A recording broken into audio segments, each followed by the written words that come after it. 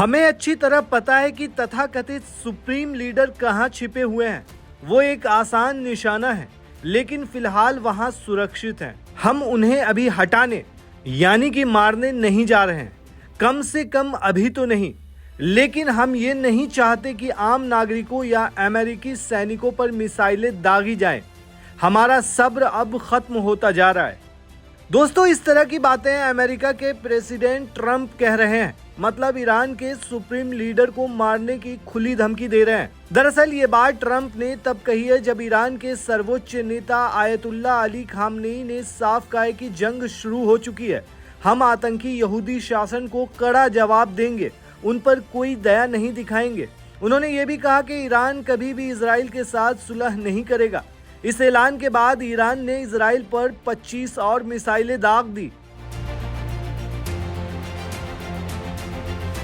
दरअसल दोस्तों, ये पूरा खेल इजराइल ने 13 जून को शुरू किया था। इजराइल ने ईरान के परमाणु कार्यक्रम से जुड़े ठिकानों पर हमला किया था, जिसके बाद ईरान भड़क उठा और ताबड़तोड़ हमले कर दिए। इजराइल पर ऐसा हमला किसी ने पहली बार किया। तेल अवीव से लेकर इजराइल के कई शहरों में कई जगह पर धमाके हुए। वहीं एक और वीडियो सोशल मीडिया पर वायरल हो रहा, जिसमें दावा किया जा रहा है कि ईरान ने इजराइल के मोसाद सेंटर तक को निशाना बना दिया। वहीं अब इजराइल और ईरान के बीच जंग में क्या अब चीन भी कूद पड़ा है, ये बात कही जा रही है। दरअसल दोस्तों, तेहरान में चीनी कार्गो प्लेन की लैंडिंग की खबर से ये अटकलें तेज हो गई हैं। मीडिया रिपोर्ट में दावा किया गया है कि इस प्लेन ने अपने ट्रांसपॉन्डर बंद कर रखे थे, जिससे ये रडार की पकड़ में ना आ सके। माना जा रहा है कि इसके जरिए चीन ने ईरान को भारी मात्रा में हथियार सप्लाई की है। चीनी कार्गो विमान का इस तरह ट्रांसपॉन्डर बंद करके तेहरान में लैंड करना किसी गुप्त ऑपरेशन का संकेत देता है। चीन और ईरान की रणनीतिक साझेदारी और सैन्य सहयोग के इतिहास को देखते हुए माना जा रहा है कि इसमें सैन्य उपकरण और प्रतिबंधित सामान हो सकते हैं। अमेरिकी राष्ट्रपति डोनाल्ड ट्रंप ने ईरान को सीधी चेतावनी देते हुए उसे बुरे अंजाम की चेतावनी दी है। ऐसे में चीन के इस कदम को अमेरिका को सीधी चुनौती के रूप में देखा जा रहा है। इजराइल और ईरान के बीच चल रही इस जंग में चीन पहले ही तेहरान के पक्ष में खड़ा नजर आ रहा है। चीनी विदेश मंत्रालय के प्रवक्ता लिन जियान ने इससे पहले कहा था कि बीजिंग ईरान पर इजराइल के हमलों पर करीबी नजर रख रहा है और ईरान की संप्रभुता, सुरक्षा और क्षेत्रीय अखंडता का उल्लंघन करने वाली कार्रवाइयों का विरोध करता है। दोस्तों, चीनी विदेश मंत्रालय के प्रवक्ता लिन जियांग ने एक्स पर पोस्ट में कहा था, चीन ईरान पर इजराइल के हमलों पर करीबी से नजर रख रहा है और ऑपरेशन के संभावित गंभीर परिणामों के बारे में गहराई से चिंतित है। दोस्तों, आपको बता दें कि ईरान इजराइल के बीच पिछले 5 दिनों से हिंसक संघर्ष जारी था। अब खामनेई की पोस्ट को जंग का आधिकारिक ऐलान माना जा रहा है, यानी अब इसे संघर्ष के बजाय जंग कहा जाएगा।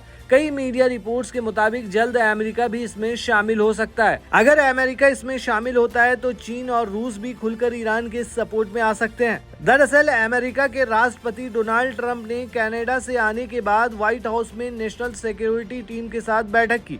इसके बाद अमेरिका ने मिडिल ईस्ट में और ज्यादा फाइटर जेट्स भेजने का फैसला किया। दोस्तों, आपको बता दें कि ईरान इजराइल के बीच लड़ाई में अब तक 224 ईरानी मारे जा चुके हैं, जबकि 1277 घायल हुए हैं। वहीं इजराइल में अब तक 24 लोगों की मौत हुई है, जबकि 600 से ज्यादा घायल हैं। वहीं आपको बता दें कि इजराइल का ईरान पर 50 से ज्यादा फाइटर जेट से हमला किया गया है। इजरायली सेना ने कहा है कि ईरान में रात भर चले एक बड़े ऑपरेशन में 50 से ज्यादा लड़ाकू विमानों ने हिस्सा लिया।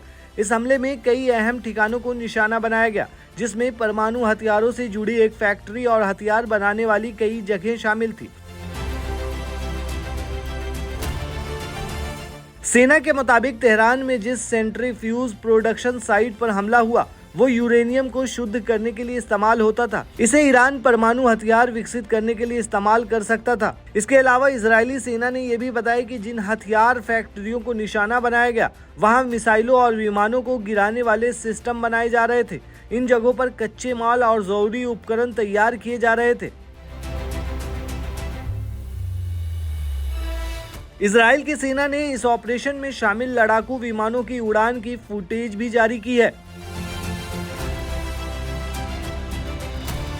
वहीं अब देखने वाली बात यह है कि रूस और चाइना किस तरह ईरान को सपोर्ट करता है। वहीं अब चाइना के कार्गो प्लेन के लैंड करने के बाद अब ये अटकलें भी तेज हो रही हैं कि रूस भी ईरान को मदद पहुंचा सकता है। तो अब देखने वाली बात यह है कि इस मामले में अमेरिका और चीन आमने सामने आते हैं या नहीं। आपको क्या लगता है दोस्तों इस पूरे मामले पर, हमें कमेंट में जरूर बताएं।